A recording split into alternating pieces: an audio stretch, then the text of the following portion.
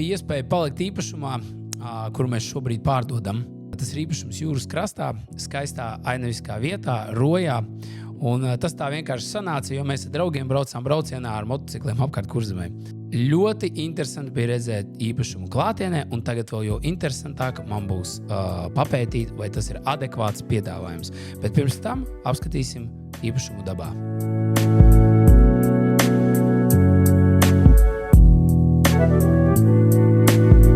Dāmas un kungi, šodien mēs apvienojam patīkamu ar liederīgo, atrodamies Rojā, un mums ir iespēja apskatīt vienu ļoti, ļoti simpātisku īpašumu, kurš mums ir pārdošanā. Ja? Tā ir šī māja man aiz muguras, kur atrodas praktiski pie pašas jūras. Tādu īpašumu nav daudz, un es nevarēju viņam pabraukt garām. Šis īpašums sastāv no 2 dzīvokļiem, ja tā var teikt. Ja? Abi ir pilnībā izremontēti un kvalitatīvi. Ja? Man jau parādīja detaļas. Tur ir kvalitatīva santehnika, kvalitatīva materiāla, kvalitatīvas siltās grīdas. Ja?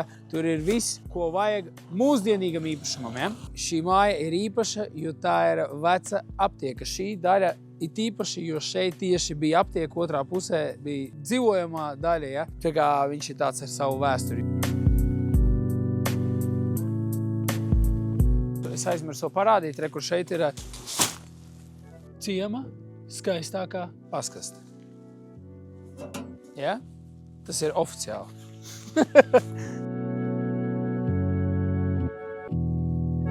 Kas ir ļoti svarīgi šeit jāpiemina? Teritorija pāri pa 1 hektārs. Tā ir ļoti liela zeme pašā jūras krastā. Ja? Es domāju, tas ir tāds diezgan jaudīgs komplekts. Tas var noderēt katram. Ja? Varbūt kādam, kam vajag dzīvot, kādam, kam vajag māju, kādam vajag zemi. Tu dabūsi to, ko tu gribi, bet papildus tev vēl nāks visu, kas vēl tas cits. Ja? Tā kā tas ir tāds labs, jaudīgs komplekts, ja? Par pareizu cenu. To ir jāizvērtē, ja? Visiem.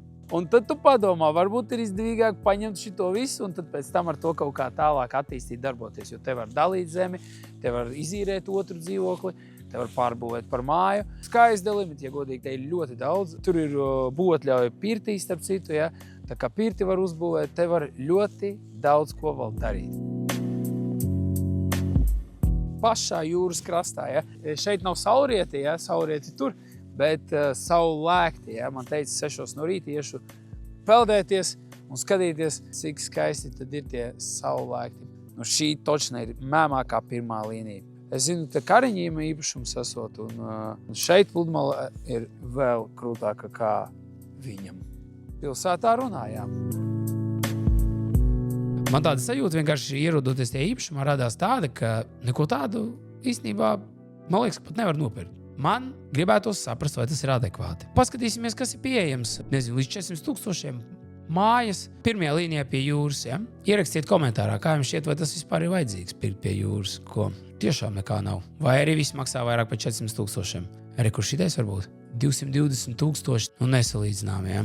Te ir 370 viņu mājas. Tā ir viena pa tādu pašu cenu, kreizīt. Šeit ir pa 250 000, tu vari dabūt vēl neuzbūvētu, negluži pie jūras, bet tur zemes vispār nav. Kur viens ir 270 000, 1200, nevis 10 reizes mazāk zeme, krustojums izejas uz jūru nav. 100 000, 2000 zeme, ne pie jūras. Jā. Man liekas, tas ir pa zemes gabalu. Bākas iela 45, 309 000, bet jau 300 000 būs mazāk, 2 reizes mazāka zeme. Uzrakstiet komentārā, kuru īpašumu no visiem jūs tagad, kurus mēs apskatīsimies, izvēlētos, ja jūs meklētu īpašumu pie jūras. Bet, pērkot īpašumu pirmajā līnijā pie jūras, tas nebūs tāds darījums, no kura tu sagaidi peļņu. Tas ir darījums savai dvēselē mazliet arī. Bet, ja godīgi tas īpašums, par kur mēs runājam, kur es biju, tad sajūt, ka viņš ir ļoti tāds arī racionāls un tur apakšā kādam var arī būt matemātika. Jā, šis īpašums atkal ir līdzīgs, ļoti līdzīgs. Bet ierakstiet komentārā, kuru tu izvēlētos. Šo upes grīvās vai tomēr šo, kuram arī 140 kvadrāti, bet viņš izbūvēs kā 2 dzīvokļi, viņam ir hektārs, un tā ir pirmā līnija pie jūras. Kas te ir? Moduļveidīgais, jā, mazais. Šis ir viens. Mums tādi ir 2, plus vēl mums ir hektārs zemes. Tātad, ja šis te maksā 95, un es zinu vienkārši, ka līdz 100 ap 100 divnieks pie jūras, Airbnb vajadzībām, savām vajadzībām, kur noparkoties, atpūsties no pilsētas, tas ir ok. Tad 2 tādi, tas ir 200 000, ja? Plus vēl zeme, tas ir 300 000. Pirmā līnija, UTT, tur ir loģika. Es vienkārši saku, es to objektu ieraudzīju, aizbraucu uz to objektu rojā un sapratu, ka makes sense, reāli makes sense. Kas ir varbūt izaicinoši? Tas, ka tas ir komplekts, bet tā varbūt arī iespēja kādam. Tagad tu pēc komplektā sanāk nopirkt vai nu lētāk, vai arī vienkārši tu sanāk nopirkt kaut ko, ko nevar dabūt.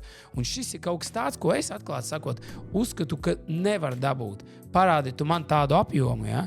Ar 2 dzīvokļiem jau izbūvētiem ar stāstu un vispārējo šādā vietā. Nu, teiksim tā, pie jūras pirmajā līnijā, man liekas, ka uz 2 rokām var saskaitīt, ja, cik daudz vispār tādu īpašumu šobrīd ir piedāvājumā. Ja mēs skatāmies arī darījumus, ja, tādi notiek rēti. Šis zem 400,000, ja, man liek domāt, ka šis ir īsts, labs, reāls piedāvājums ļoti daudz dažādiem pircējiem, un es nezinu, kurš šito nopirks, bet man liekas, ka šis var derēt tik daudziem. Ja.